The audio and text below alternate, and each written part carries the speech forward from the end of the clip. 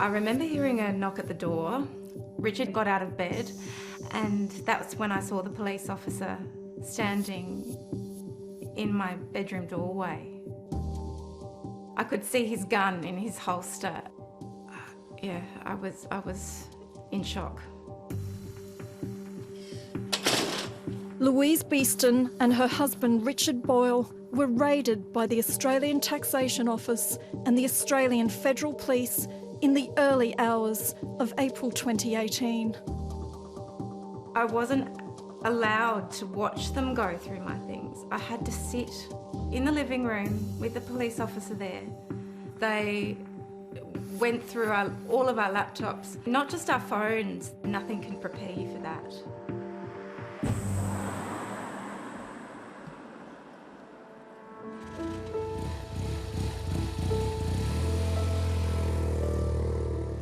I think it was middle of the afternoon, and I got a call from the Federal Police, and they said that Richard Boyle's home had been raided and that my tax records were found there.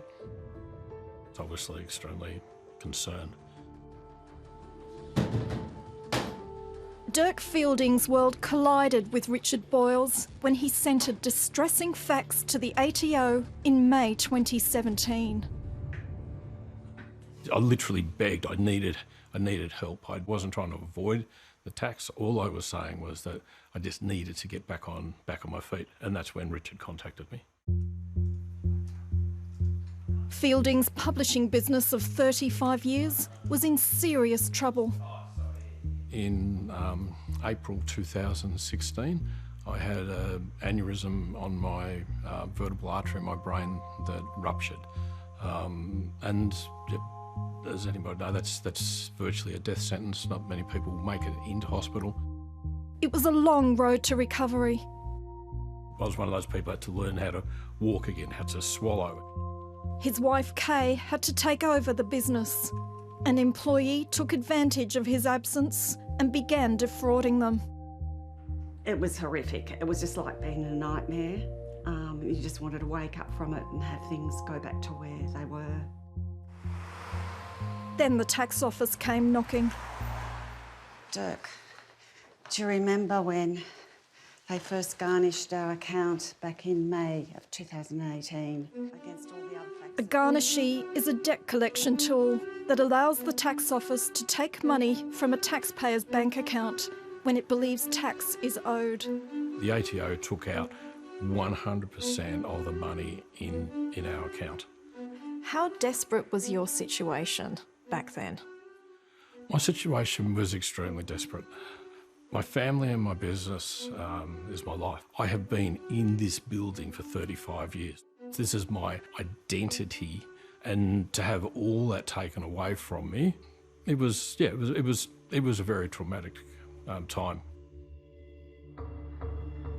Richard Boyle was working as a debt collector in the Adelaide branch of the ATO. He decided to help him out by lifting the garnishee and setting up a repayment plan. It was just pure relief. It was the difference between closing the doors and being able to trade, and we're still here today. Fielding wasn't the only taxpayer Boyle helped. In October 2017, he was so concerned by some of the ATO's heavy-handed practices that he lodged an official whistleblower complaint. When his complaint was dismissed, he went public on Four Corners. What was so abhorrent about issuing standard garnishees? Why was it unethical? That meant, and I stated, that we may be shutting down the wrong businesses and causing great distress to the community, and possibly even pushing people towards suicide that needed our compassion, as opposed to the people that we should rightly be targeting with standard garnishees. He highlighted an email sent to 12 staff towards the end of a shift. The last hour of power is upon us. That means you still have time to issue another 5 garnishees, right? I was horrified. Fielding was contacted by Four Corners before the program aired. Concerned, he called the ATO and asked for Boyle. I rang the ATO and I asked for Richard Boyle, and I got asked a few questions. I said, hey, look, Four Corners has been on the phone to me. Things blew up from there. A few weeks later, Boyle's home was raided. The federal police contacted me and they said that they had just raided Richard Boyle's home and that my tax records had been found in his home. 9 months on, Boyle was charged with offences, including taping private conversations without consent and taking photos of taxpayer information. If found guilty of the 24 offences, he will serve a cumulative 46 years in jail. I've got to wear some of the responsibility, Adele. You're carrying a lot of guilt. Absolutely. Yep. I feel terrible. I feel absolutely terrible for Richard, who's put his life on the line to help me, and he is being persecuted to such an extent. It's just insanity. For 5 years, Dirk Fielding has tracked Richard Boyle's life through the media, and he can no longer sit in silence.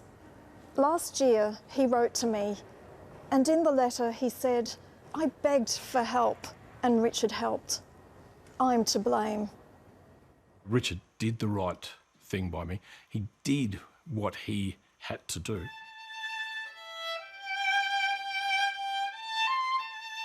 What keeps me going is my music. It is a form of escape, absolutely. You know, whether it's playing music or teaching music, you have to give your all if you want to do it well. Music has saved my life, actually.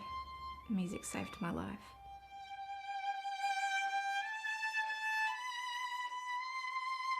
It was shocking to me that my husband could be considered on the same level in terms of charges, along with murderers and serial killers. It's unfathomable. My brain won't even allow me to. Yeah, sorry.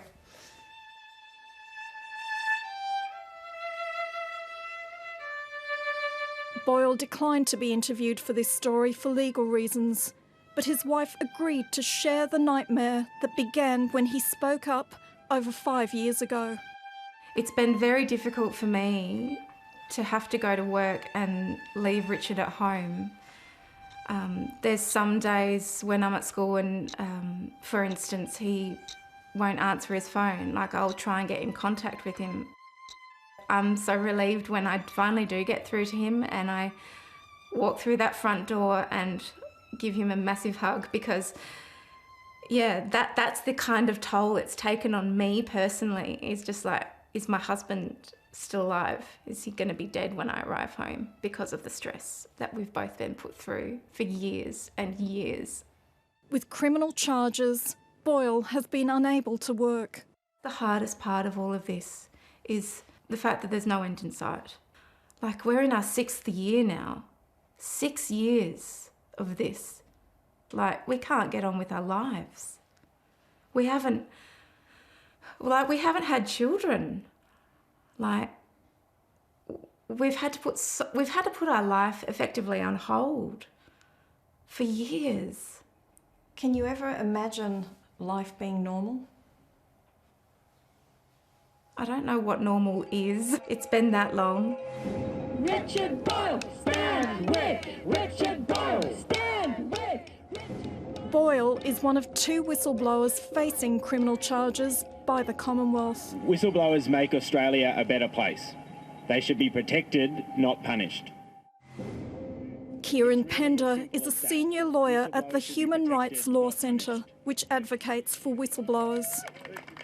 If Richard Boyle goes to jail for exposing wrongdoing, that will have a real chilling effect on whistleblowers everywhere. People won't speak up about wrongdoing. People already aren't speaking up about wrongdoing because this is what they see. That it's not a good society to live in where people go to jail for telling the truth. In an attempt to stop the trial going ahead, Boyle's lawyers tried to get immunity from prosecution by testing the law on whistleblower protections. They lost the case, but are now appealing. Richard's case is a really significant test case for all current and future Australian whistleblowers, so it was really important for us at the Human Rights Law Centre to advance a positive argument to say to the Court of Appeal, in Richard's case, we need a better interpretation that protects whistleblowers.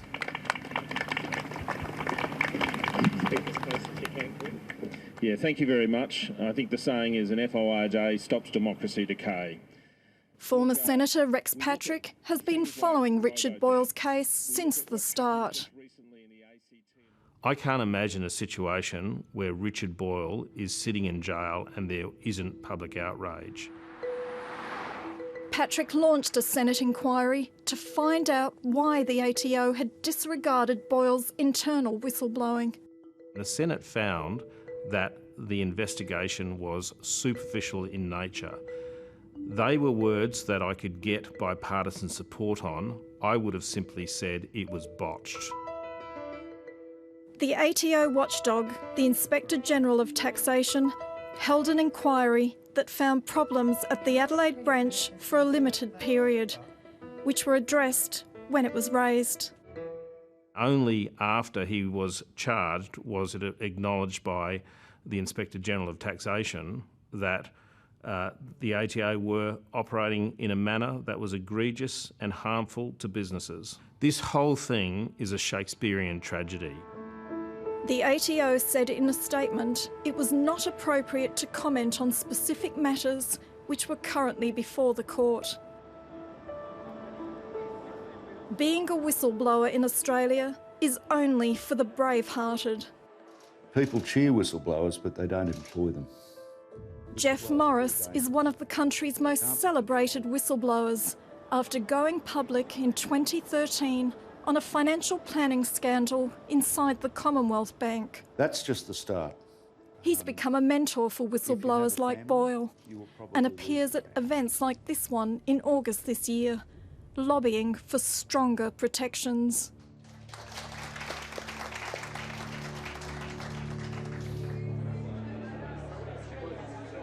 It's a very hard journey and it's a very lonely journey. And all institutions seem to, unfortunately, behave in the same way. In that when they're under threat, when they're threatened by the truth, they close ranks, they start smearing the whistleblower, trying to discredit him, spreading the most appalling lies about them, and normally seeking ways to attack them.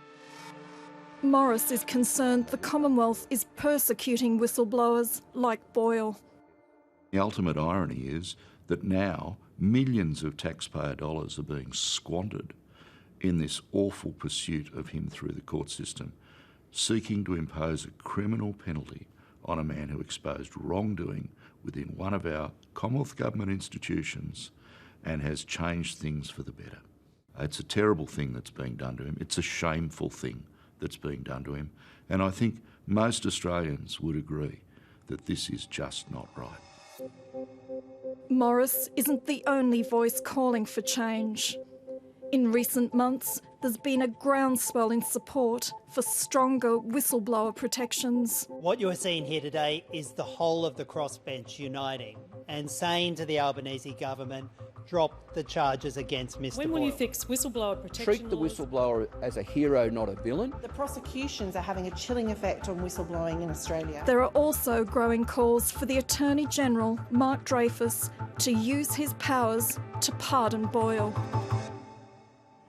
The Attorney General has indicated in the past he only wants to do this, use the provisions in that Act for exceptional circumstances. But I can't imagine a more exceptional circumstance where you take someone who did the right thing, they did the right thing, and are now being put through the courts at great personal expense, at great psychological cost, and at great harm to the public interest. Stop these prosecutions, Mr. Dreyfus. If I had a chance to say something to Mark Dreyfus, it would be stop. Richard did the right thing by me. He did what he had to do. I keep feeling that common sense is going to prevail, and that's part of the reason why I'm sitting here now. I'm saying enough is enough. The Attorney General has already used his powers for one of 3 whistleblowers on trial. The government did the right thing by stopping one. They need to do the right thing and stop these other 2 before people who are doing the right thing by exposing government wrongdoing go to jail. The Attorney-General declined an interview, but he maintains the power to discontinue proceedings is reserved for very unusual and exceptional circumstances. Louise Beeston has written a letter hoping it will make a difference. Dear Prime Minister, Attorney-General, my husband, Richard Boyle, is on trial for telling the truth. Every day we wake up and wonder when this nightmare will end. You have the power to stop this injustice. I plead with you to drop the case and let Richard and I get on with our lives. All Richard ever did was tell the truth. I've always supported Richard from day one. I knew when he did what he did, blowing the whistle, that it was the right thing for him to do. Because that's who he is. That's who we are. And if we're going to be true to ourselves, that's the price that we've chosen to pay.